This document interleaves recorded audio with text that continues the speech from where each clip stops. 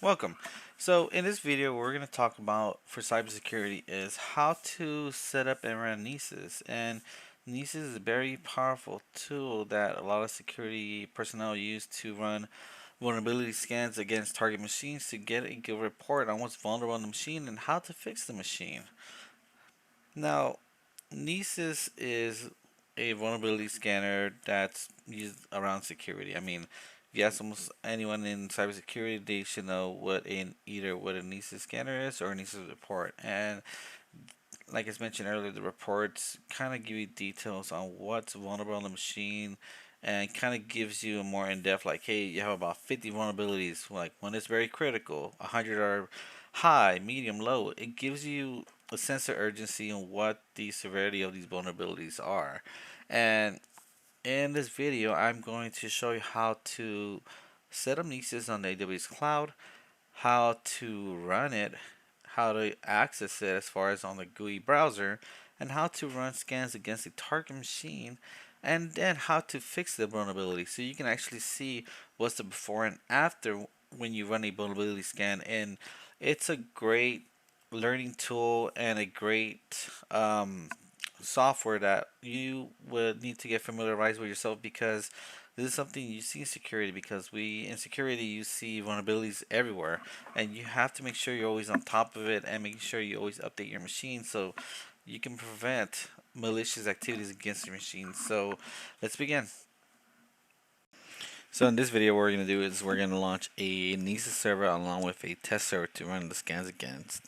Now, what we have to do is, based off the requirements, we're going to launch an Amazon Linux 2 instance.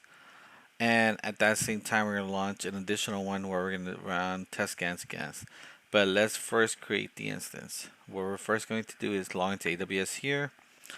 Go to launch instance. Now, luckily, they changed the templates here, so it's a little bit easier to look at. So we're going to call this server the Nessus server. We're going to select Amazon Linux. Then what we're going to do is we're going to change the instance type. This is going to cost a bit, but since we're not going to run this for so long, it might cost maybe 30 cents, 50 cents for the hour, maybe more. But for testing purposes, you have to have a strong machine to run this software. So what we're going to do is we're going to run an M5 instance, and what we're going to do is we're gonna run a simple one, like a 4x large. Or let's check what else they have. Let's see here. Yeah, we're gonna have to run an X large, just because it's for CPU. See, here we go. The pricing is about what, 25 cents per hour, so that's fine. Just for what we're gonna do here. And we're gonna select the key pair we usually run. Okay. And for now, we're gonna allow access from anywhere at the moment. Now, normally I will restrict this to my IP, but we're just gonna leave it open for now. Once we get this, we're gonna get the root volume. We're gonna make sure that we have a good size volume for this. So for testing purposes, we're gonna do 100. It's not a lot of money for this if we're gonna use it for like maybe an hour. So I would suggest, put 50 or 100, but I would just suggest 100 if you're really gonna use it for like more than a day or two. And remember, you're going to be charged for when the instance is running, and when the instance is not running, you're going to be charged for the disk space that you use in this case. So let's do this, and I think this is pretty much it. So let's launch it real quick. Okay, we're going to let it launch. Perfect. Now we're going to run a test instance that we're going to run scans against. So go ahead and go to launch instance. We're going to call this a test server. We're going to scroll down here. This one, you don't have to worry about changing the types and everything, so we can just leave it as is. We're going to use the same key right here. And we're going to make this available throughout the internet, which is fine for now. 8 gigs is fine, and just launch it. There you go. So we're going to pause the video for a bit. Meantime, all these things load, okay? Once you launch your instance, you're gonna go through the Nessus free software package, and you're gonna go to this download link. Once you get to the download link, you're gonna come over here where it says Amazon Linux 2 and select the RPM. Once you select it, you're gonna be given an option to say, hey, agree, whatever, and you're gonna download the RPM. And the next thing we're gonna do is drop it over to our node where we're gonna install this. Once you have access to your machine via a terminal, you're going to have to upload the RPM that I just mentioned right now.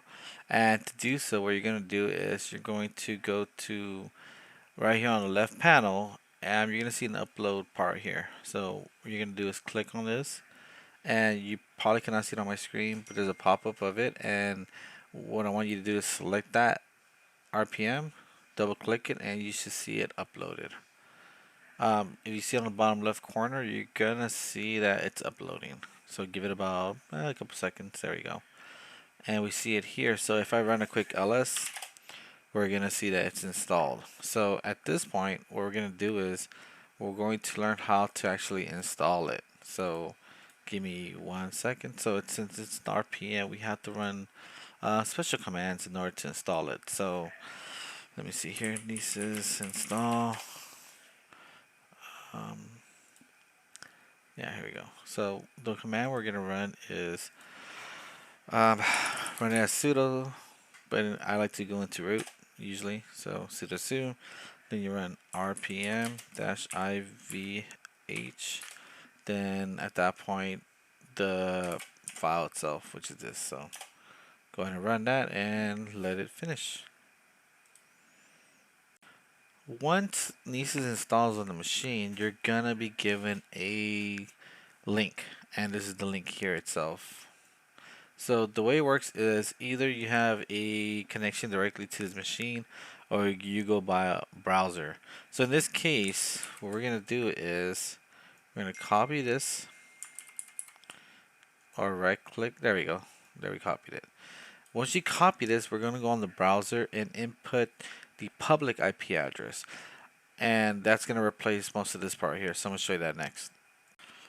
So one of the things you need to do is once you install the package, you have to make sure you grab the port and you start the Nessus server.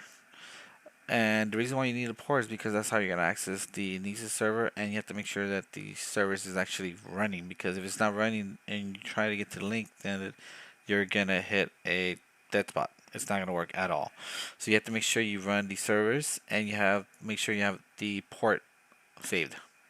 Now, the next video we're gonna do is we're gonna access the machine via the browser with the public IP address on port 8834. So you have to make sure that the port 8834 is open on the instance itself in the security group. If it's not open, you're not going to be able to access the Nessus server at all. So at this point, we're looking at the Nessus server and we're looking at the public IP address. You have to make sure that you have port 8834 open and you have the service running on the machine. If you don't have these set, you're not going to be able to access the machine. So I have already started that, where I already have the https://3. The public IP address and with the port 8834, and we're going to see this screen right here, which is fine. So we're going to go ahead and click advance and accept the risk, because that's the server we literally brought up. Here we go. Perfect. So what we're going to do right now is we're going to have this setup screen right here. We're going to do Nessus Essentials. So go ahead and press continue. And for this step, we're going to put skip. And then at this point, I'm going to input the code, which I'm going to stop the video for a quick second. Well, once you input the information, you're going to see that Nessus is going to take a while to install. So just give it a while for it to finish. Now, if you see the screen here, what you're going to do is you're going to get back on the terminal and you're going to run like the command says, the Nessus CLI update. I'll show you that real quick. See right here. So right now you're going to see that it's updating. So just let it run its course and let's see what happens. There we go. Now let's see what happens if we try to load it. Let's see. Alright, let me check this real quick. So what I ended up doing on my end, I just rebooted the machine, and we're at this point now. So we're just gonna let it just run its course. Once you log in with your credentials, you're going to see this, like, hey, welcome to Nessus Essentials. Now, what we're going to do is, since we already launched our test instance that we're going to do testing against, this is where we're literally going to just literally come over here, go to our EC2 instances. Here we go. And what we're going to do is, we're going to make sure they're in the same VPC, which they are. And at this point, what we're going to do is, going to grab the private IP address right here. Okay, they're in the same private IP address, in the same availability zone, perfect. Now what we're going to do is run scans against it. So let's come over here, let's provide the private IP address, and press submit. Give it a second, here we go, it found it, and we're going to run a scan against the machine. So once this scan completes, we're going to get this big old report that tells us all the vulnerabilities in the machine. And when we get these vulnerabilities, what we're going to do is, at that point, is read through the vulnerability chart and make changes based upon it. Once the scan completes, you're going to get this report here. And with this report, it's going to have the following: critical, high, medium, low, and then info. The way it works is usually high is something you need to do almost immediately, along with critical. A medium is something that you can work on within like maybe a couple days, I would suggest. Low is something, it's like a low hanging fruit. You really don't have to work on it right away, but it's something to still take a look at because it could eventually still catch up to you in the future. And info is just more like informational stuff. So let's take a look here what happens. So we're going to take vulnerabilities here, and we're going to see that, hey, this severity here is a 7.5 score, and it's saying, hey, there's something with the curl command. So let's take a look at this. Here you go. So in order for us to get rid of this vulnerability, what we need to do is usually run an update. This kind of solves most of the high end criticals on most of the Nessus scan reports. However, sometimes they ask you, hey, you need to remove this package or install a certain kernel or whatever. And Nessus is pretty good when they give you a solution on what to do to your system, which is pretty awesome because most of the times people are not, how you say this, Linux people, or they're not people who are very comfortable in running this command. So usually they will give you a command to run, and you'll run that command. And then when you run a scan again, it will fix the issue. Now, in the real world, what would happen usually, a security team will run this Nessus scans for you, and then they'll pass the report to you and says, "Hey, we have these vulnerabilities here. Please fix them." And this will be given to either infrastructure, SRE, engineering team, or whatever. It could be anyone. It could be the Linux administrators, or even security themselves, and they have to update the machine based on the vulnerabilities that it has. So in this case, what they have to do in order to fix this high that came up here, what we have to do is we have to look at the solution. Well, understand why this is high. Sometimes this is something that people look into. They want to understand what's going on, or like someone like me who sometimes doesn't really care. Sometimes, well, depending on what it is, and we just run the update. So in this case, what we need to do is run a yum update curl. So what I'm gonna do right now is access this machine, and then we're gonna run the update and then scan it one more time. So in this case, what we're gonna do is we're going to have access to the machine in question, our target machine, and apply the change that was provided in the Nessus scan. So in this case, it was a, if I recall correctly, sudo update curl. So let's give that a shot real quick.